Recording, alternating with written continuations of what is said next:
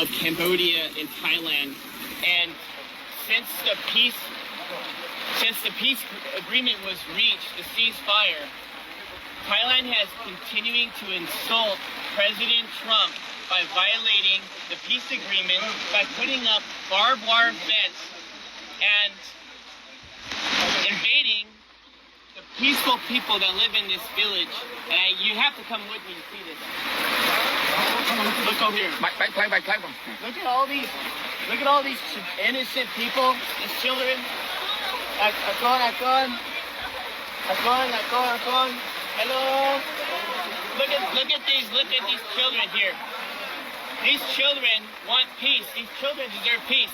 The Thai forces are saying that Cambodians are a threat. The Thai forces are saying that they feel the Thai forces did. Wait until President Trump sees it. Thailand, just wait. You think you're the boss? Wait till the President of the United States finds out exactly what happens on the border. And what did they do? They came here to this village. They built this wall here with barbed wire fence entire, with guns facing downrange at these young, poor people that are just living outside in the rebels. Thousands of them have now been displaced. Their homes have been taken away. Their schools have been like this before. I was there when the box withdrawal of Afghanistan, pulling the Americans out, when the fall of Kabul happened. I saw threats. What you see here in Cambodia is not a threat. You see love, you see compassion, you see people, you see a community, you see a country that chooses peace before war. And what Thailand is doing right now is not just a violation of the Paris Peace Accords, it's a violation of President Trump's call to ceasefire. Since President Trump called ceasefire, the day after, Thailand invites Cambodian soldiers to come meet them at the border to shake hands and take a picture of them. What does the Thai forces do? They went and they kidnapped 20 Cambodian soldiers. And still today, on day 17, they have yet to release the 18. They only released 2 because one of them was completely disabled and the other one is. They are being very, very silent. And the media has been very unfair here. The media has been unfair to the Cambodian people, just like President Trump. The media has lied about President Trump, and the media has lied about what's happening here on the border. So I want you to see for yourself.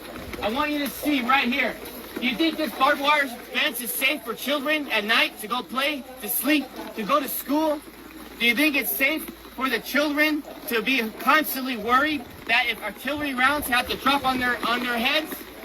When that happened, when the war broke out, there was no soldiers here.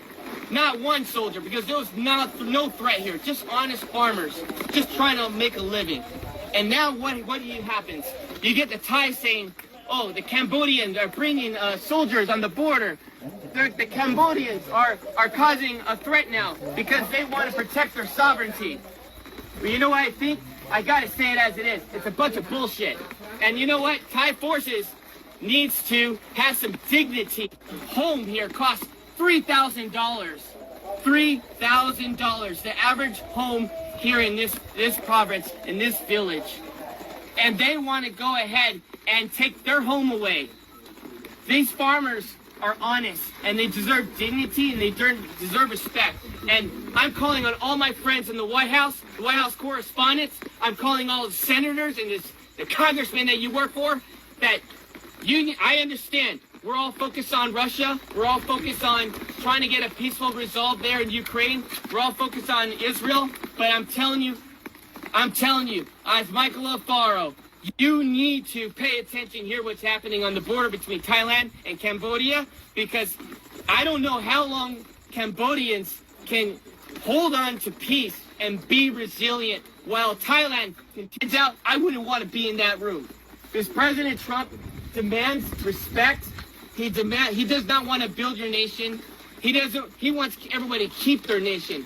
He wants everyone to be free and peace and harmony and respect.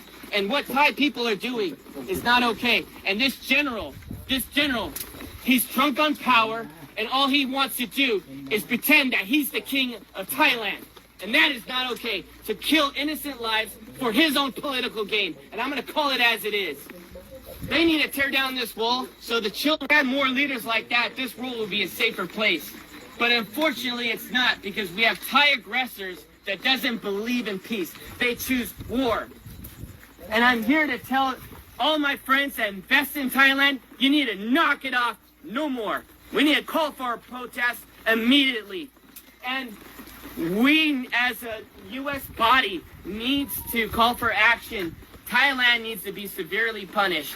I think the trade war should take a significant role as they continue to violate the Paris Peace Accords. They continue to violate President Trump's call to ceasefire, and enough is enough. These children, hopefully, these children can find a way where they can sleep well tonight in this rain, where they can sleep well. Their homes are no longer homes. We have to do something. The world has to get serious, and the world has to stop being politically correct. And we must act now before this turns into a genocide. Because since 1979, Cambodians have endured not one genocide, but 2 genocides, killing 3 million people, and even killing 8,000 people in Ghost Mountain by the Thai forces. And so I'm asking all of you, friends, family, Facebook, share this message and let them know that Michael Alfaro is not okay with this, and I know all my friends are not okay with this. This is the most inhumane thing I've ever seen. And I'm going to continue to investigate. I'm going to continue to see in my own eyes to protect your country by dropping a bomb on a Buddhist temple. Where was the threat? Was there a soldier in the area? Was there children playing with guns? Where's the threat? There was no threat. The evidence is on you. And you know what? If you say there is no evidence, well, I'm calling on Elon Musk right now. Pull the satellite imagery. Pull up the satellite imagery that shows that Cambodians were a day, just one day, of threat to Thailand. I guarantee you there's no evidence that exists. There's no evidence that exists. Because if there was, it would have been shown. And so what happened when the bombs were dropped, schools were destroyed, temples were destroyed, people had been displaced out of their homes, what happened was a crimes against humanity. We are not only just going to interview the 18 prisoners, you need to immediately release them. The ICC, this is the reason why President Trump pulled out of the International Criminals Court, because you have no backbone for any decency in the world. Because if you did, you would press charges not on Netanyahu, you would press charges on Thailand for doing this to children, putting walls up on their soil. Came from. But it got my attention. I called some friends, and everyone was afraid to go to Thailand and Cambodian border. Everyone was afraid. So I said, no, I'm going to go myself. I'm going to figure it out. I also want to say this one more thing. Thailand wants to go and make the accusation that there are mines and ordnance that these Cambodian soldiers are planting. That is a lie. Everybody knows since 1970, United States has dropped these ordnance here, and it's always been here. Everybody knows you come in the country 7 years old, he tells them to go and search these fields, and the Thai soldiers end up stepping on a mine, and they hurt themselves, and they end up killing their own men. And now they want to turn around and blame it on the Cambodians. Well, where's the evidence? Look at the animals. All of you feed us. There's cats in here. There's neighborhood cats. You were seeing it through the tires.